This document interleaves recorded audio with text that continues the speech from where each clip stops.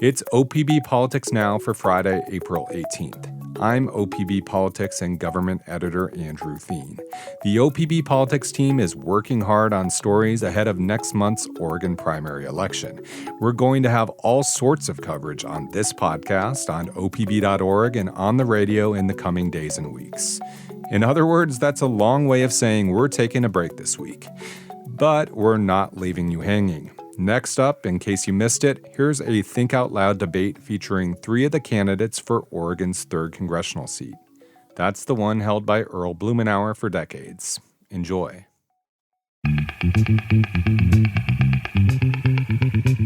This is Think Out Loud on OPB. I'm Dave Miller. When Earl Blumenauer announced last October that he was retiring from Congress, he opened up a very rare opportunity for Portland area Democrats. According to the Cook Political Report, the 3rd Congressional District, which includes most of Portland east of the Willamette and most of Multnomah County, is among the safest districts for Democrats in the country, meaning that barring a political earthquake, the winner in the Democratic primary will go on to represent the district in Washington, D.C.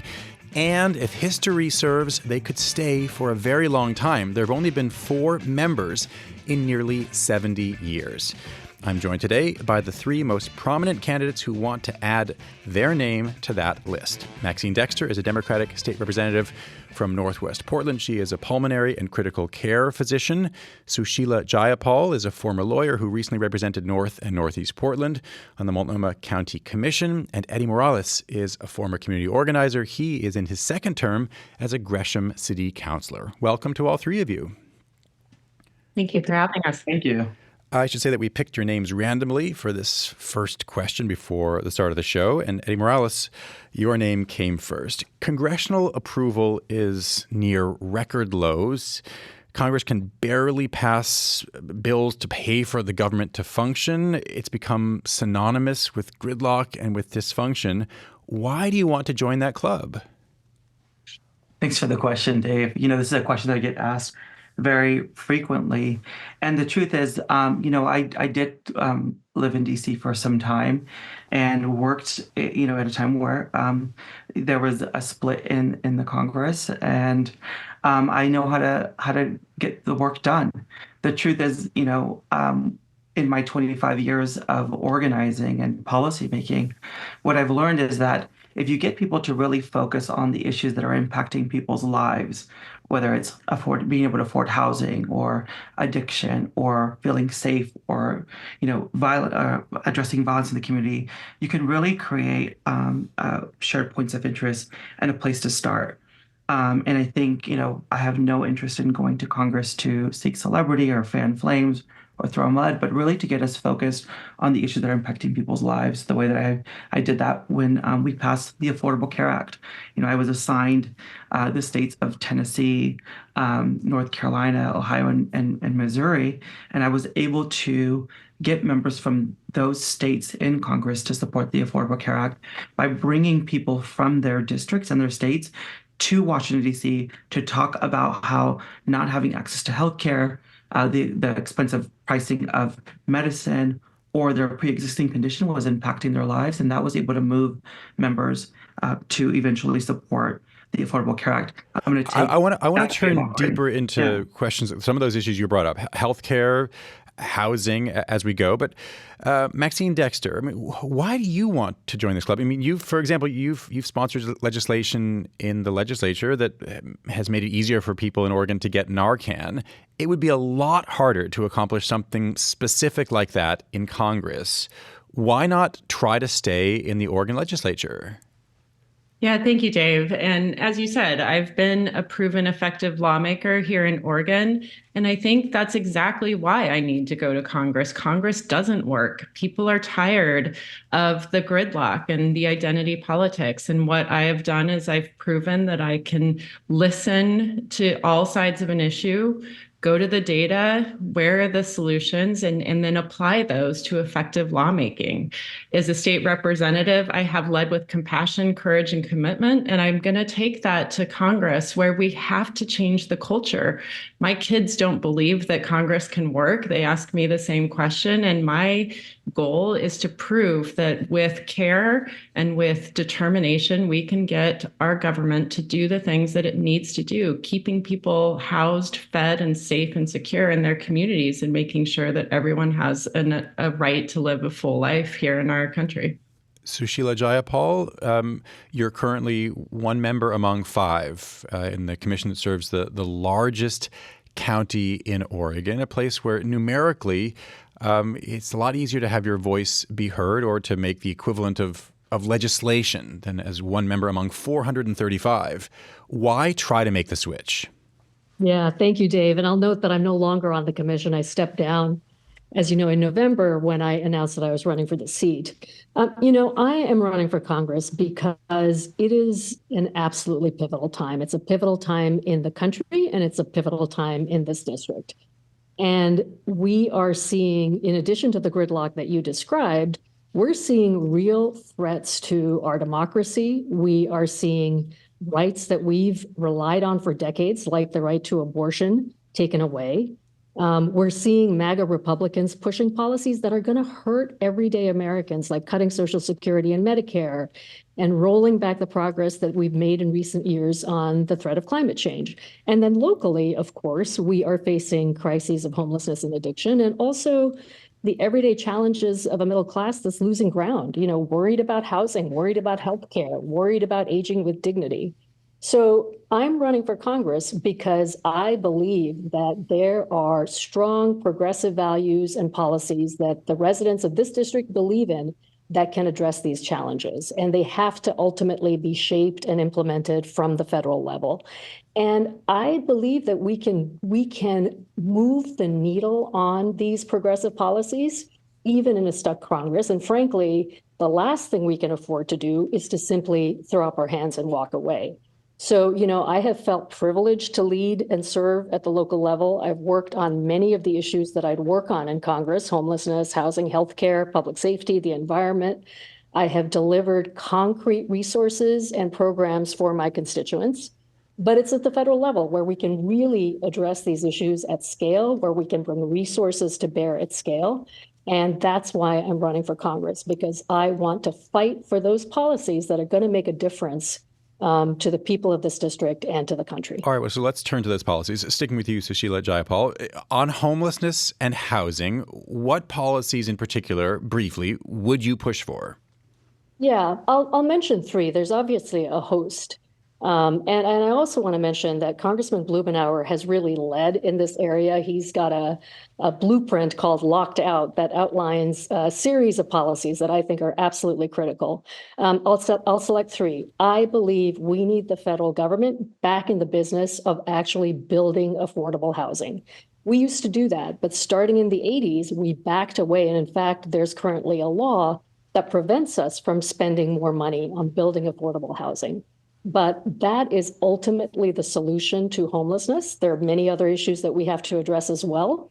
But housing is the ultimate solution. And we are not going to be able to provide housing as a human right unless we get the federal government back in the business of building and maintaining public affordable housing. Second, we need to expand the voucher program. Right now, there is a 7 to 8 year wait in Multnomah County to get access to a voucher. And, a voucher, as you know, is rent assistance, essentially. It's buying down rent in the private market. If you're on the verge of being evicted, you can't wait 7 or 8 years in order to get access to a voucher. So we need to make those vouchers available to everyone who needs them. And the third, I think there's a host of policies that can be implemented and resourced at the federal level that allow people to actually buy housing. I mean, we know that in this country, owning a home is a way of building assets and building wealth and getting stability. And I'll just give one example. In President Biden's latest budget, there's a proposal to provide grants or loans for down payments to first-time home buyers. So that's an example of access to housing policy. So we need to do all of the things across the spectrum, and those are some examples of the policies and resources that I will fight and advocate for. Maxine Dexter, how would you approach homelessness and housing as a member of Congress? Yeah, thank you. In the same way that I've done it here in Oregon. So first, with the values, we need to have safe and affordable housing for every family in the community of their choice. Secondly, food and shelter has to be a priority. It's a fundamental right and needs to be considered public infrastructure. Families need stable access to those basic needs to be able to benefit from things like healthcare and education. We must make sure that these are given, and government's obligation is to do the things that people and the local governments cannot do for themselves at the federal level is what I mean. What we've done is I've led as chair of the House Housing and Homelessness Committee, and we've made historic investments, and we have given rental assistance much more efficiently across the board. We've helped build the infrastructure for shelters. Those are important, but we have to make sure that public housing is an investment that is considered infrastructure. We need working families to have opportunities for building wealth, so down payment assistance, and truly building those starter homes. That's a missing middle right now. And then we absolutely need to keep people housed with rental assistance and tenant protection laws. And we've passed some of the most progressive tenant protection laws on my watch here in Oregon. And finally, getting people off the streets. Our local safety nets are failing us, and we have to make sure that we are building public focused structures to make sure that people have their needs met in shelters and with mental health, and keeping people out of that prison pipeline where so many of our marginalized community members are frankly not invested in enough to make sure that they have equal opportunity to succeed in life. Eddie Morales, your strategy in terms of housing and homelessness. Yeah, Dave, I grew up, I believe that everyone should have access to high quality, affordable housing, and that we need to have housing for people at every stage of their lives, whether you're going out and getting your first place and need to rent, or, you start planning for really laying roots somewhere and you're planning for a family and you want to grow, or you're at the point of your life where you're, retiring and looking to downsize. I grew up really housing insecure, for the 38 years that I've lived here in Oregon. We moved around based on wherever my mother could provide childcare, or in exchange for a place to live. And sometimes that was an extra bedroom in someone's home, and sometimes it was living on someone's couch. And not having permanent housing was really destabilizing, both for my education as well as, our family's ability to work. And so really, I think we need to create, like I said, housing that meets the supply that meets the needs of our community where they're at. We know that right now there isn't enough, and that has definitely caused prices to rise, and people aren't able to buy their homes and live, and it's the highest cost in people's budgets. So I think building more affordable housing the way that I've done so here in Gresham, we've built multi-generational housing so that people can live with grandparents, their children, aunts, uncles. We've also built housing that was designed with and for people with disabilities that is run on solar power, so people who live in these homes don't have to have an electric bill. I also think we need to really revamp some of our homeownership programs. The truth is that they're antiquated and they're not keeping up with the rising cost of housing. So a lot of our first-time homeowner programs federally, cap out at a point where people cannot actually afford what's on the market. And so, in addition to building more housing, to creating more incentives for affordable housing, also just ensuring that we update our programs and invest them in those that are helping people to buy a home and really start building equity for their families and for generations to come. If you're just tuning in, we're talking right now with the three most prominent candidates running for the Democratic primary for Oregon's 3rd Congressional District. Eddie Morales is in his 2nd term as a Gresham City Councilor. Sushila Jayapal is a former member of the Multnomah County Commission. And Maxine Dexter is a Democratic state representative from Northwest Portland. Maxine Dexter, do you see any significant policy differences between yourself and the other two candidates? Yeah, Dave, thanks so much. I think one is that I've really led on, as you mentioned at the beginning, Narcan policy and making sure that we are getting treatment for opioid addiction into our communities. Until we have treatment more available than fentanyl on our streets, we will continue to have an immense crisis here. If I may interrupt, I can ask. I'm not sure that qualifies as a policy difference. I think you're talking about one of your accomplishments. And correct me if I'm wrong. I mean, the other two folks, if you want to talk about, if you disagree about harm reduction, we can talk about that. But let me give you a chance just to see if there's anything else where you think that in any realm there is a significant policy difference between the three of you. Maxine Dexter? Yeah, thank you. So I think one is going to be our approach to healthcare reform.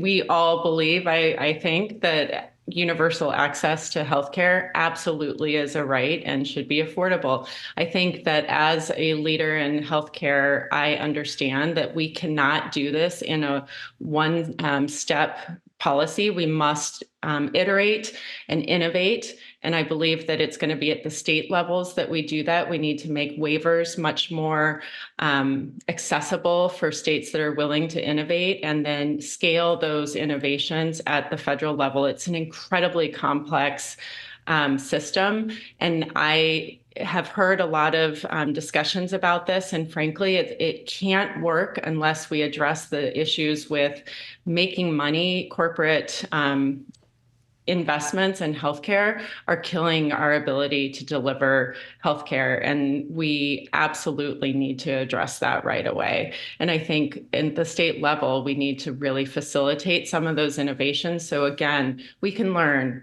and then apply at the federal level.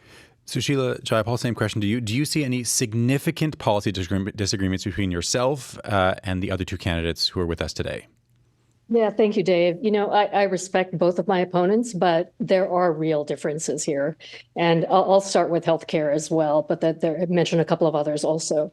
I am the strongest progressive in this race. And what I think that means is that I am unabashed about putting forward bold policy ideas and simultaneously recognizing that we move over time to those bold policy ideas. But unless we are clear about where we're heading, we're not going to get there.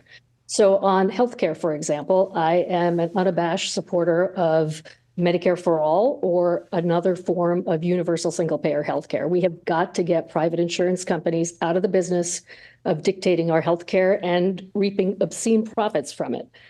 So I believe that we need to establish a universal single-payer healthcare system as our goal, and then, of course, take incremental steps that are aligned with that along the way. And I'd say, Representative Ro Khanna's bill that allows states to innovate here is absolutely something I would support. On climate, my stance on moving away from fossil fuels and taking meaningful action on reducing greenhouse gas emissions, as well as my county work on clean air, which I've been recognized for, has earned me the endorsement of every environmental organization that has endorsed in this race, from Sierra Club to Friends of Earth Action to Food and Water Watch. And then the third I'll mention, in one of the most prominent foreign policy issues of our time, I am the only candidate among the three of us to have called for a ceasefire in Gaza. I have publicly stated that while I condemn the Hamas attack of October 7th and I support Israel's right to defend itself, the Netanyahu government's approach has created a humanitarian crisis of unprecedented proportions that will not lead to peace or safety or security for anyone, Israeli or Palestinian. And I have also publicly stated that I don't believe the United States can continue to provide unconditional military aid that supports this approach. And I am the only candidate who's been very clear that they will not accept support from AIPAC. And I think Dave, this is the super PAC that has been pouring tens of millions of dollars into Democratic primaries in order to oppose progressives. So these issues, I think, are important because foreign policy is an incredibly important part of the work of a congressperson. And it is related to domestic policy, and it's related to the challenges that we're facing on our streets here. So those are some policy differences. Eddie Morales, let me give you a chance to respond. And then Maxine Dexter, I do want to hear from you as well about Israel and Gaza. But Eddie Morales, you can either talk broadly about policy disagreements that you think you have, or more specifically about single-payer universal health care, which both of your opponents have mentioned, or Israel and Gaza. Yeah, thank you so much, Dave. I just want to say, that a lot of us, the three of us, share same values, and I want to just say a quick thing. My mother came to this country in the trunk of a car, and my 8 siblings came to this country in the backseat of strangers' cars. My mother got a 10-year ban when she went to Mexico to be with her dying mother. And, I saw firsthand, experienced the firsthand of our broken immigration system.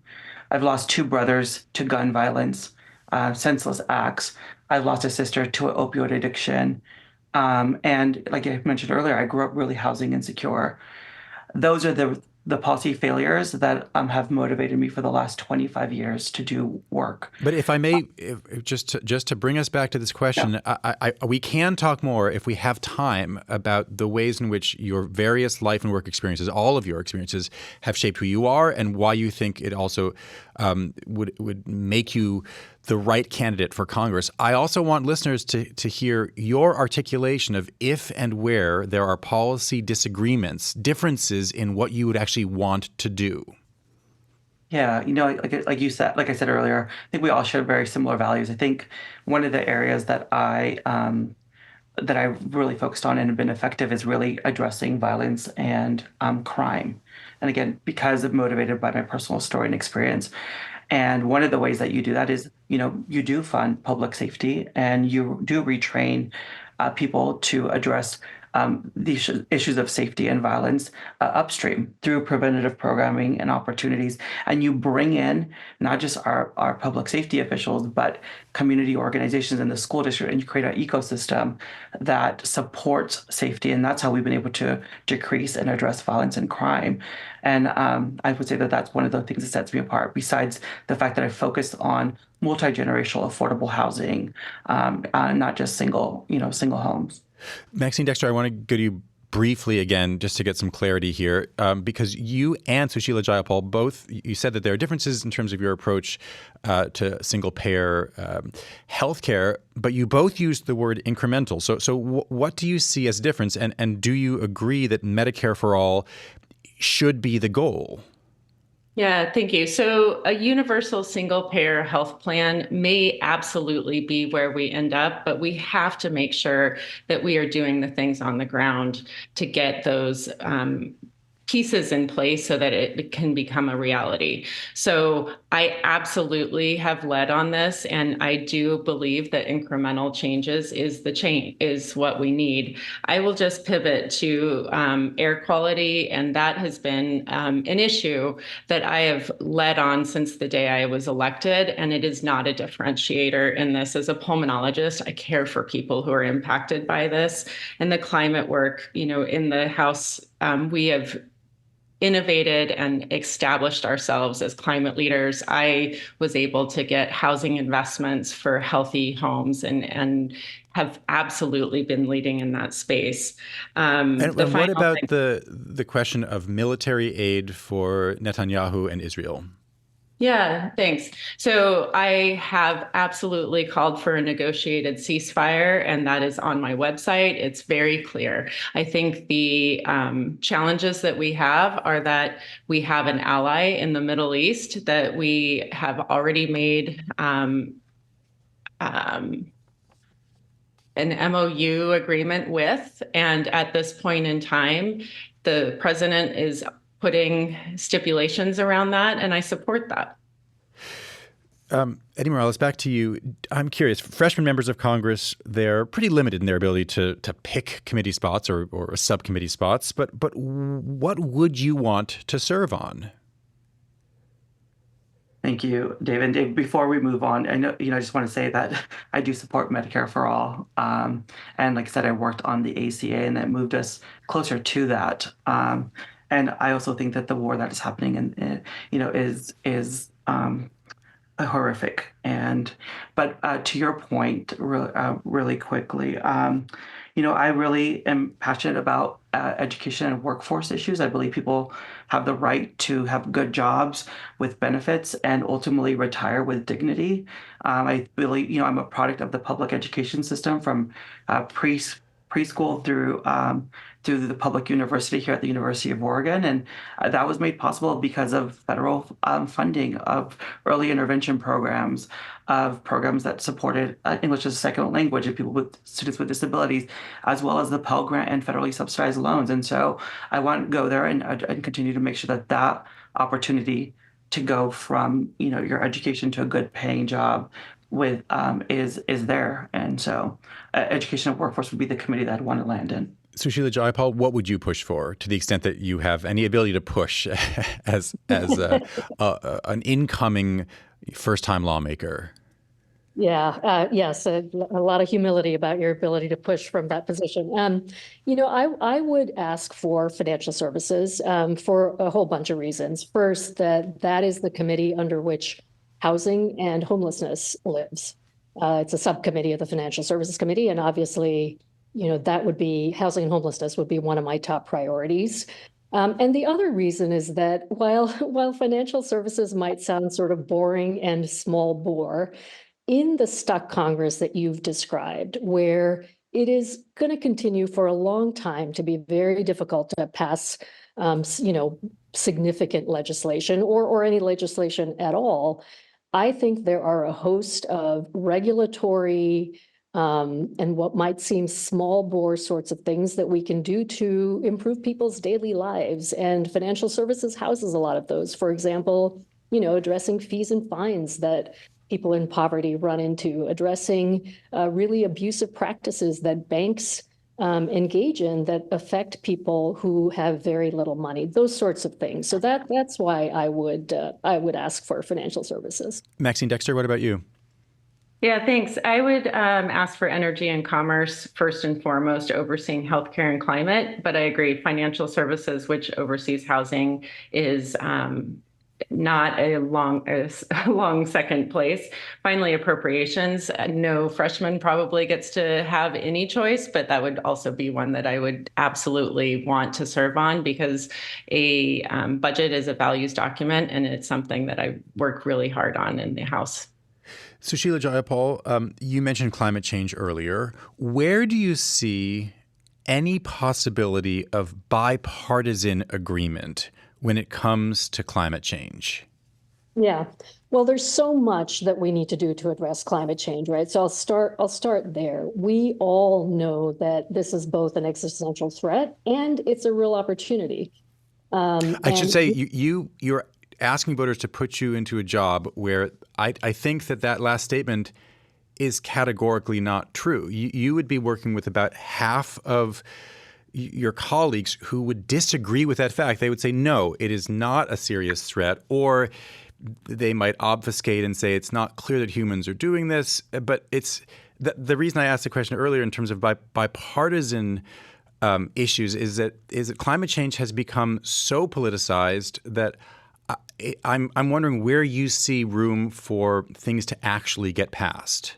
Yeah, thank you for that. Thank you for the modification, Dave. I think I meant all of us on this screen. I believe agree that climate change is an existential threat, and I think the majority of voters in this district do as well. So there's a range of things we need to do. One of the places where I think there is a real opportunity is the fact that if we can make the transition in a way that really creates good jobs for people, that is a bipartisan issue. Everybody here, I think I am correct, most people believe that we need good jobs for Americans, for everybody who lives here. And that's the opportunity that I see in terms of making this transition in a really thoughtful way that addresses the fact that across the country in rural areas, for example, people need jobs. So if we can create the infrastructure that we need to make the transition, I think that will address a bipartisan need. And then I think there are a range of other issues, again, that seem smaller but are really meaningful. Clean air. I think that is a place where there can be room for bipartisan agreement. And I'll mention conversations I've had with a rural county commissioner colleague, the Republican. There are many things we don't agree on, but we share some common values. We did an exchange last summer. I went out to Union County. He came here to Multnomah County. No agenda, no policy lists that we were working on, just to get to know each other's regions. And some of the common ground we found was the need for workforce, for example, the need for jobs, the need to stop corporatization of, in his case, farm and agriculture. I was talking about healthcare.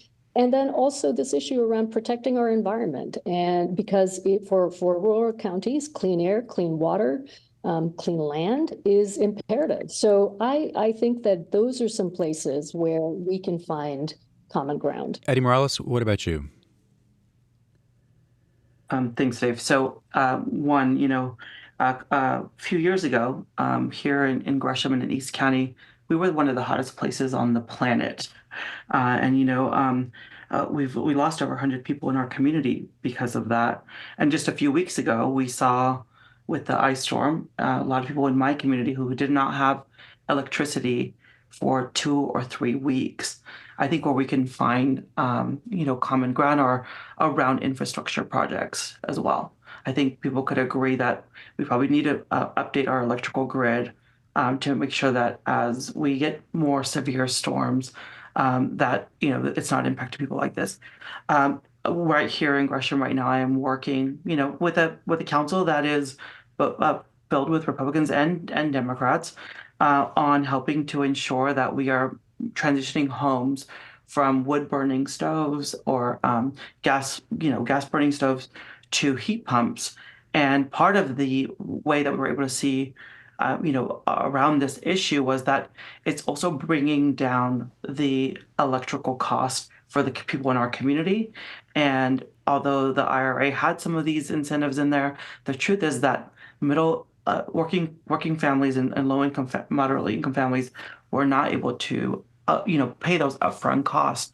And so I think that there's an ability for the private and public sector to come together to help with these infrastructure projects, as well as figure out ways that we're saving people real dollars in their pockets. And Maxine Dexter, to you, same question about bipartisan possibilities for addressing climate change.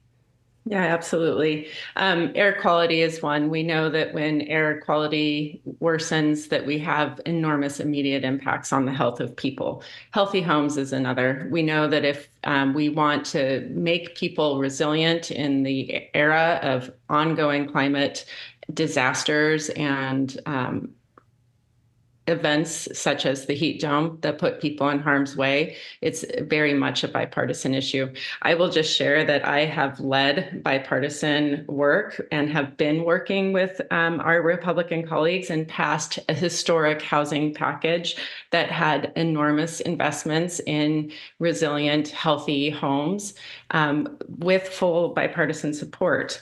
And we also know that we have the Portland Harbor Superfund site that is a bipartisan issue, getting it cleaned up. We have to bring people to the table. And what we know is when you can find the areas of shared values, such as jobs, we can make sure that that gets done in a thoughtful, environmentally focused way. And we did that with House Bill 4080, making a plan for how we're going to bring offshore wind here to Oregon. And it protects workers, it makes sure that the environmental community is brought in, and it lays the groundwork for how we have that conversation in an intentional and very meaningful way. And that was bipartisan, and I will continue that work in Congress. I have a couple more questions. If you can answer briefly, that'd be great, because we're almost out of time.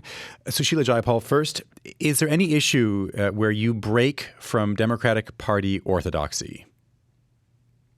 As I've said before, Dave, I am the strongest progressive in this race. And some of the progressive platforms and really bold policies that have been pushed for have not always been supported by leadership. And I'll give you Democratic leadership.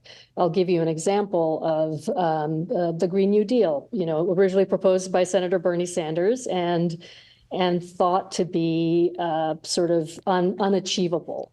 And then what we've seen in the sort of some almost decade or so since he first started talking about the Green New Deal is that elements of that vision and that set of policy proposals was included in the Infrastructure Reduction Act. So I don't know that qualifies as departing from Democratic orthodoxy necessarily, but I do think that what being a progressive means to me is that we are leading on creating a bold vision for change, and then we are working in specific, concrete ways to bring smaller changes to our constituents. And some examples. Actually, sorry, for time, I got to move on. Maxine Dexter, sure. Any areas where you think that you break from the majority of your party?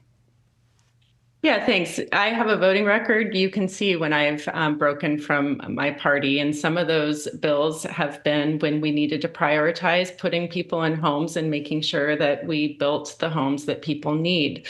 It ended up being a bipartisan issue, but I helped lead the way to make sure that we maintained affordable housing as a priority and getting that housing built. On some of the mandates around healthcare, some of the mandates that have been led by Democratic priorities have been, quite frankly, bad for healthcare. And so I've been the only no or one of the only no's multiple times. So I think one of the things you can count on is my record. And I have an extremely progressive record and have some of the highest ratings in progressive values.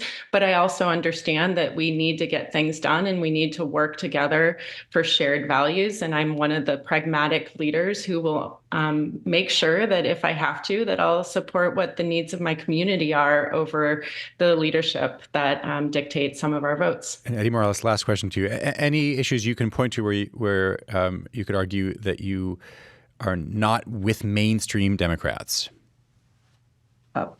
Yes, Dave.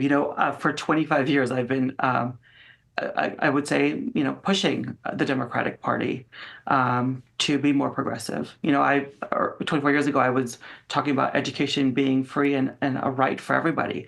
I was pushing for the DREAM Act for our undocumented youth to be part of our system. I was pushing for healthcare for all.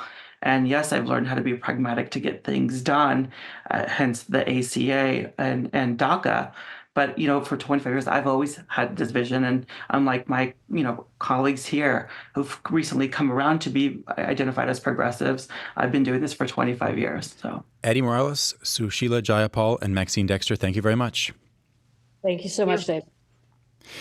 These were the three top candidates who are running in the Democratic primary for Oregon's 3rd Congressional District. It is an open seat following Congressman Earl Blumenauer's announcement last October that he is not seeking re-election.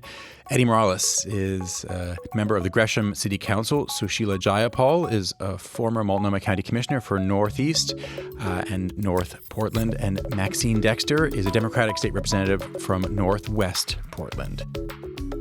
Thanks for listening. This week's episode was engineered by Nalene Silva, and our music comes from Audio Network. We'll be back next week with more political news from across the Pacific Northwest. Until then, you can find all of OPB's reporting at opb.org. And while you're there, why not hit the big Contribute Now button? Your support is critical as we bring you news and analysis about the major issues on your ballot next month. Thanks for your support, and thanks for listening.